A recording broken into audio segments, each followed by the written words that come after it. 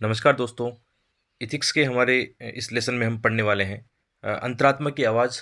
और ऐसे क्वेश्चन आते हैं कि अंतरात्मा की आवाज़ क्या है और किस प्रकार अंतरात्मा की आवाज़ मतलब आपको नैतिक दुविधाओं से बाहर निकालने में मदद करती है। और इसका ही एक उल्टा होता है कि विवेक का संकट या आपकी अंतरात्मा की आवाज़ का संकट कब हो सकता है। तो ऐसे क्वेश्चन यूपीएससी में बहुत सारे क्वेश्चन आए हैं, आप प्रीवियस ईयर के पेपर देखना एक बार।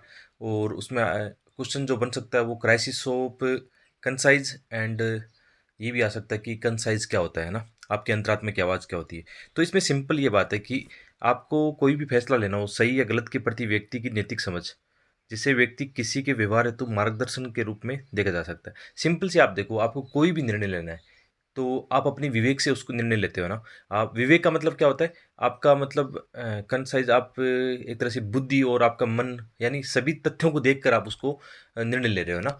तो सब कुछ मिलाकर जैसे कई बार कहते हैं ना कि अपने मन की आवाज़ सुनो, कि आपको कोई अच्छा फैसला लेना हो तो अपने मन की आवाज़ सुनो, तो वही होता है अंतरात्मा की आवाज़। ठीक है? जैसे इसमें क्या है, मानव स्वभाव की रचना अनेक तत्वों से हुई है, जैसे आवेग या वासना, आत्मप्रेम, परोपकार। इनमें सर्वोपरि तत्व क्या है? अंतःकरण। अंतःकरण यानी वो क्या सोचता है किसी भी चीज़ के बारे में, सारे तत्वों को देखकर, यानी उसके पक्ष विपक्ष को जानकर और उसके जितने भी आयाम हो सकते हैं, उसका क्या परिणाम हो सकता है, सकारात्मकता को ध्यान में रखकर जो फैसला ले उसको बोलते हैं अंतरात्मा की आवाज़। ठीक है? कई बार कहते हैं ना कि अपने अंदर झाँक के देखो, ऐसे सामान्य रूप से हम बोलते हैं, उसी को हम अंतरात्मा की आवाज़ बोलते हैं। तो ये मानव का क्या है? आंतरिक विवेक और नैतिक शक्ति है।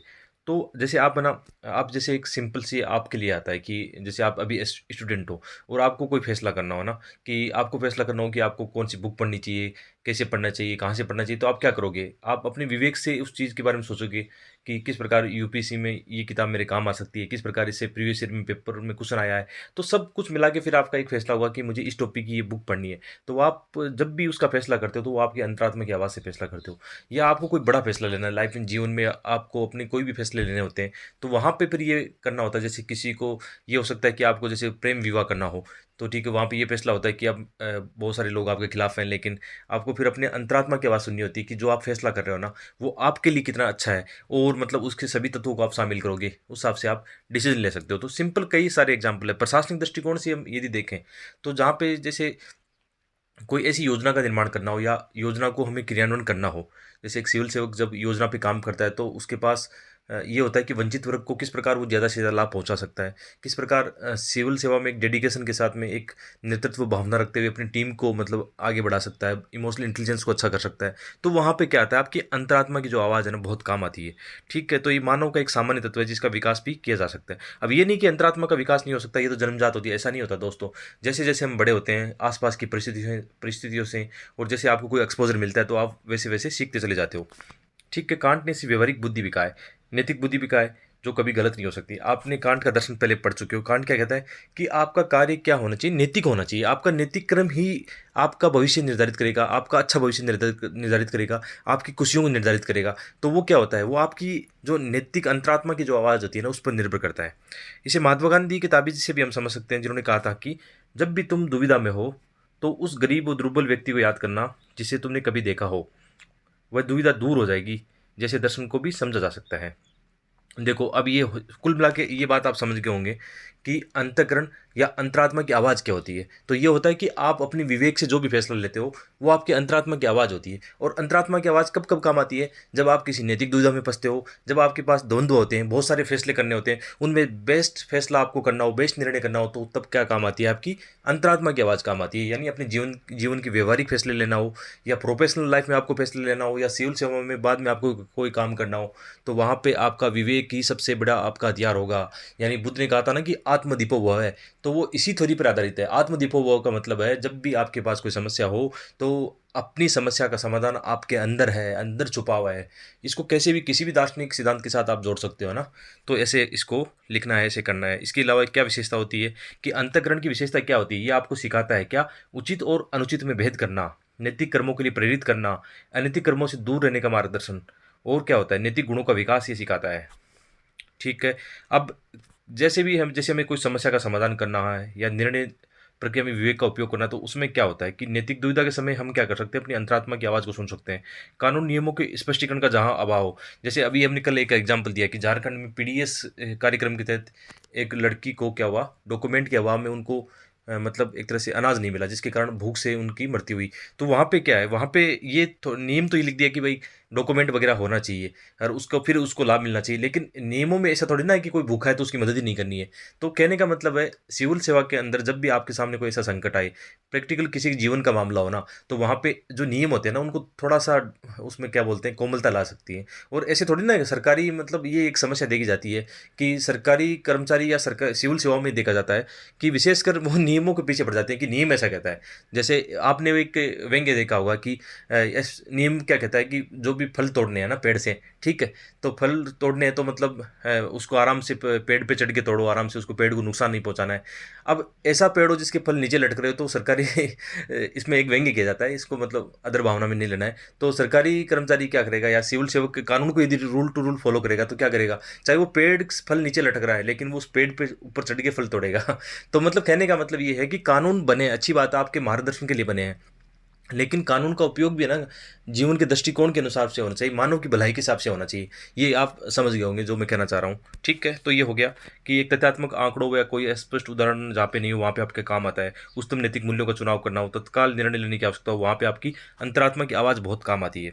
इसके अलावा अंतरात्मा अंतःकरण के स्रोत क्या हो सकते हैं? आप स्रोत ये हो सकते हैं कि आप जैसे जैसे पढ़ते हो, लिखते हो, शिक्षा ज्ञान ग्रहण करते हो, कौशल विकास करते हो, वैसे वैसे आपके क्या होता है, जो अंतरात्मा की आवाज़ है ना, उतनी ही मजबूत होती चली जाती है। आप जीवन के अनुभव से सीखते हो, आपके जीवन में आपने गलतियाँ की है, गलतियों से आप उभर कर सामने आते हो, उनसे सीखते हो कि हाँ मेरे साथ ये दिक्कत थी, इनसे मैं सीखा, या मेरा नैतिक जो क्रम है वो इस प्रकार मेरा होना चाहिए, उसकी वजह से मुझे हैप्पीनेस मिली।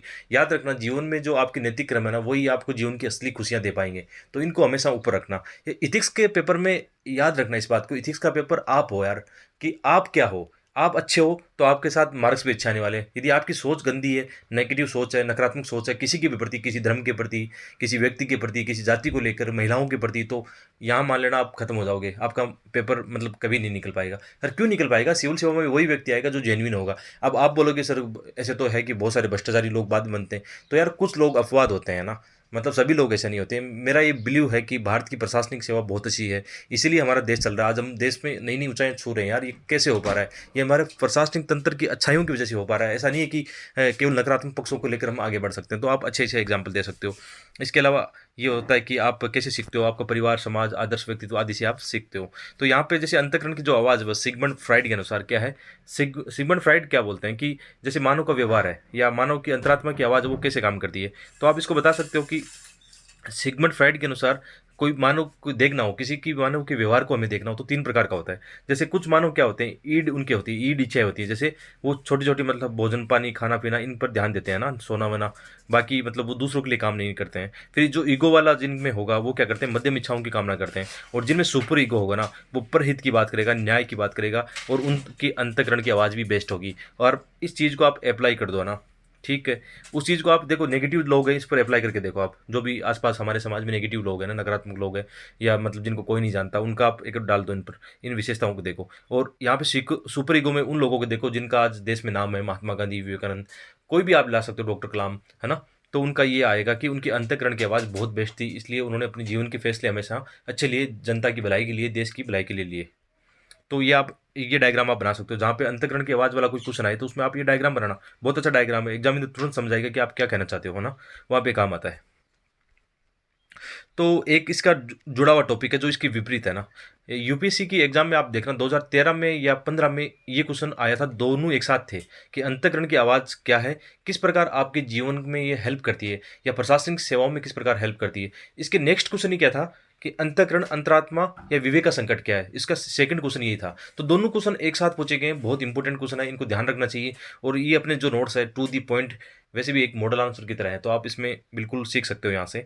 तो इसमें विवेक का संकट क्या है, अब सिंपल सी बात है कि आपको कोई फैसला करना हो, आप बहुत ज़्यादा मतलब द्वंद्व में फंसे हो, है ना, या नैतिक चिंताएं आप में बहुत ज़्यादा, आप फैसला नहीं कर पा रहे हो ना, तो वहाँ पे ये आएगा कि आपका कहीं न कहीं जो आपका विवेक का है वो संकट है ना।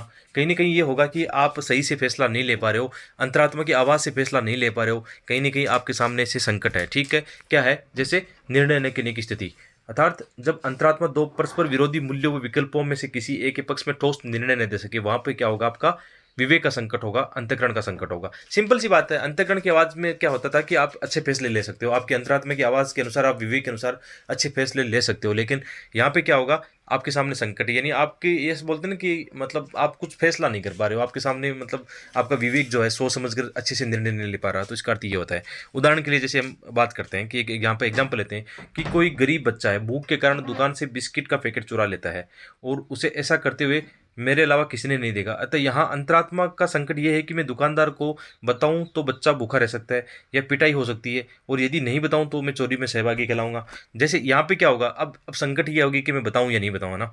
तो ऐसे एग्जाम्पल आते हैं वहाँ पे, फिर इनमें से हमें को फैसला, जब यहाँ से हम फैसला करते हैं ना, कोई अच्छा फैसला लेते हैं कि जो सभी पक्षों को प्रभावित करता है अच्छा सकारात्मक रूप से, ना, तब वो क्या होता है कि आपके अंतरात्मा की आवाज़ से सुन के आपने अच्छा निर्णय ले लिया। अदरवाइज ये होता है कि आपका विवेक का संकट है। ऐसे बहुत सारे एग्जाम्पल हो सकते हैं यहाँ पे, बहुत सारे। ठीक है, अंतःकरण के संकट के सामने कब हो सकता है, मतलब अंतःकरण का संकट तब हो सकता है जब आप भय और भय में काम करो। भय में आप जैसे कोई अच्छा आपको लगता है कि आप एक मतलब पुलिस अधीक्षक हो या एसपी हो, कहीं आपको काम करना है। अब आपके मन में भय है कि मेरी जान को कहीं खतरा नहीं हो जाए, तो आप कैसे डिसीजन अच्छे ले सकते हो, ना। तो वहाँ पे आपका अंतःकरण का संकट हो सकता है। मतलब साहस का अभाव की समस्या आपको संकट पे पैदा कर देगी, है ना। और याद रखना दोस्तों, जब आप सिविल सेवा में आते हो ना, तो यहाँ पे तो आपको निडर बनना पड़ेगा, क्योंकि हर दिन यहाँ पे चुनौतियाँ होगी। तो पहले से अपने आप को तैयार रखो। यदि आप में ये वीकनेस है ना कि आप जब भय ज़्यादा है आप में या डर लगता है आपको, तो ये चीज़ें निकाल दो। इसमें एक ये भी है कि लालच बहुत बड़ी समस्या है। हम देखते हैं कि प्रशासन में कुछ लोग ऐसा करते हैं, भ्रष्टाचार करते हैं। वो क्या होता है, उनका व्यक्तिगत लालच होता है, वो सार्वजनिक हितों को ज़्यादा महत्व नहीं देते हैं, है ना। और क्या होता है, दबाव होता है। दबाव के कारण क्या होता है, कई बार ये होता है कि राजनीतिक दृष्टिकोण से या अपने जो ऊपरी अधिकारी है उनके दबाव में आ जाते हैं। इसके अलावा क्या हो सकता है, व्यवसायिक नैतिकता को ध्यान में नहीं रखते हैं। महत्वाकांक्षाएं, जीवन में महत्वाकांक्षाएं ऐसी पाल ली भौतिकता वाली, तो फिर लालच में आ जाते हैं। नियमों का जहाँ पे स्पष्टीकरण का अभाव, वहाँ पे भी ऐसा होता है कि मतलब नियम तो ये कहता है और करना कुछ अलग बात होती है, वहाँ पे भी होता है। नकारात्मक अभिवृत्ति, यानी जैसे कोई सिविल सर्वेंट है ना, तो उसी किसी वर्ग जाति विशेष को लेकर हो सकता है नकारात्मक अभिवृत्ति हो। अब जो वो अपने निर्णय करेगा ना, वहाँ पे उसकी क्या होगी, उसकी खुद की सोच ना हावी हो जाएगी और वो सही से निर्णय नहीं कर पाएगा। तो वहाँ पे भी क्या होता है, अंतःकरण का संकट साफ दिखता है। तो कैसे निकल सकते हैं, इनका समाधान क्या हो सकता है, ठीक है। तो समाधान है भाई, क्या है, आपको मतलब यदि आप डरते हो तो क्या करते हो, साहसी बनो। साहसी ऐसा नहीं कि आप सीख नहीं सकते, आपका सोच का नज़रिया बदलना आपको। कुछ समस्या और आती है तो मेडिटेशन योगा का सहारा ले सकते हैं, तो साहस कर सकते हैं। नेतृत्व ये करना है कि अपनी टीम को साथ में लेकर चलना है। जब भी कोई अच्छा काम होता है तो आप ये नहीं होता कि मतलब जो नेतृत्व करता होते हैं वो उसका क्या ले लेते हैं, क्रेडिट ले लेते हैं, अपनी टीम को नहीं देते हैं। तो ऐसा नहीं करना है, सबको साथ लेकर चलना है। और विवेक का उपयोग करना है। विवेक का मतलब जो भी आप कार्य करते हो सोच समझ के करो कि इसके क्या मतलब परिणाम होने वाले हैं, सकारात्मक नकारात्मक, किस कौन प्रभावित होने वाला है, तो ऐसा कर सकते हो। इसके अलावा जल्दबाजी मत दिखाओ, धैर्य से मतलब लो, सोच समझ कर फैसला करो। जैसे आपको सिविल सेवा की तैयारी करनी है नहीं करनी, तो आपको आराम से धैर्य के साथ सोच समझ कर निर्णय लेना है। यहाँ पे ये है कि आपको कौन सा सब्जेक्ट चूज करना है, तो वो भी एक स्टूडेंट के लिए भी तो ये होता है ना, अंतरात्मा की आवाज़ सुननी होती है ना, और कैसे मतलब अपने फैसले करता है। कानून नियमों को सही से जानना होता है। जैसे जब भी समस्या होने की कानून और नियमों की स्पष्टता का अभाव है, तो वहाँ पे आप इनको सही से जानो। इसके अलावा अपने पद और कार्य क्षेत्र से संबंधित जानकारी को बढ़ाना, भ्रष्टाचार से में संलिप्त बिल्कुल नहीं होना, सादा जीवन उच्च विचार की सिद्धांत को रखना है। नैतिक मार्गदर्शन क्या हो सकता है, जैसे महात्मा गांधी, बुद्ध, सुकरात आदि को ध्यान में रखना है। इनके विचारों को आप ध्यान में रखना है। जब भी आप इस संकट में फंसो तो महात्मा गांधी का वो तालीम याद आएगा आपको, महात्मा गांधी की वो शिक्षा याद आएगी। आप यहाँ पे जो आपके विचार है ना उनको अप्लाइड कर दो, बिल्कुल आपका काम हो सकता है। तो मतलब ये एक छोटा सा टॉपिक था, कौन सा, अंतःकरण क्या होता है, अंतःकरण किस प्रकार, अंतरात्मा की जो आवाज़ है ना किस प्रकार आपके अपने जीवन में मतलब प्रभावित करती है, आपके फैसलों को प्रभावित करती है। प्रशासनिक सेवाओं से जोड़ के कोई क्वेश्चन आ जाएगा, या ये आ जाएगा कि अंतरात्मा का आवाज़ का संकट क्या होता है, या विवेक का संकट क्या होता है, इसके क्या कारण है, प्रशासन में इसका क्या नुकसान है, इससे कैसे हम उभर सकते हैं, ऐसे क्वेश्चन आ सकते हैं। तो एक छोटा सा टॉपिक था। Thank you. लेसन लाइक करना, शेयर करना, उस चैनल सब्सक्राइब जरूर करना। और इसकी पीडीएफ मैंने पहले ही बोला है कि जो 113 पेज वाली हमारी पीडीएफ है उसी में से मैं ये लेसन बना रहा हूँ ना। तो अपना क्या बचा है, अभी 2 लेसन और बाकी है, एक लेसन और एक केस स्टडी का, 2 लेसन इथिक्स में बाकी है। बाकी हम अपना इथिक्स का सिलेबस लगभग कर चुके हैं, 95% हमारा सिलेबस कवर हो चुका है। और बहुत सारे एस्पिरेंट का क्वेश्चन है कि सर इन नोट्सों से हो सकता है। यार मैं अपना कह सकता हूँ कि मेरा तो भला इन नोट्सों से हो जाएगा, मैं इसके अलावा कुछ नहीं पढ़ूंगा। और लास्ट ईयर जैसे मेरे 126 मार्क्स आए हैं ना, तो उसमें मेरी कमी क्या थी, मैं 2-3 किताबें पढ़ रहा था फालतू में, उसे कुछ नहीं सीख पाया। अभी मैंने ये कर लिया कि मेरा ये रिसोर्सेज मेरे लिए सफिशिएंट है। मैं इसमें क्या करूँगा, थोड़ी सी सेकंड ईयर की रिपोर्ट जोड़ूंगा और कुछ कुछ करंट एग्जाम्पल जोड़ूंगा, मेरा काम बन जाएगा। और जब मेरे मार्क्स आएंगे, आप मेरी मार्कशीट जरूर देखना, जब मेंस में मतलब मार्कशीट आएगी, तो मैं वादा करता हूँ कि मैं अपने साथ तो वादा करता हूँ कि मार्क्स मैं अपने साथ न्याय करूँगा, जस्टिस करूँगा कि इस इतना पढ़ के मैं अच्छे नंबर लाने वाला हूँ। तो बहुत बहुत धन्यवाद।